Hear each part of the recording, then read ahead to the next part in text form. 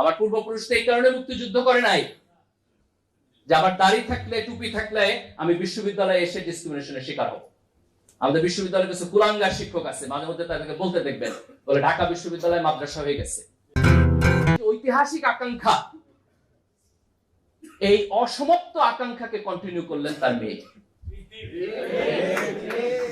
আমার একটা আফসোস যে শেখ মুজিবুর রহমানের প্রতি 75-এর যে বাকশাল, এটার কারণে সমালোচনা আছে, কিন্তু ওনার প্রতি আমার শ্রদ্ধাও আছে।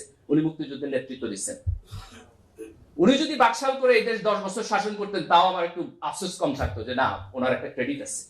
কিন্তু ওনার মেয়ে এসে এই দেশে 15 বছর ফ্যাসিবাদ কেন করে? ওনার তো কোনো কন্ট্রিবিউশন নেই। মুক্তিযুদ্ধের সময় শেখ হাসিনা কই ছিলেন? ওনার তো কন্ট্রিবিউশন নেই, কিন্তু উনি এই দেশে 15 বছরের ফ্যাসিবাদী শাসন করলেন।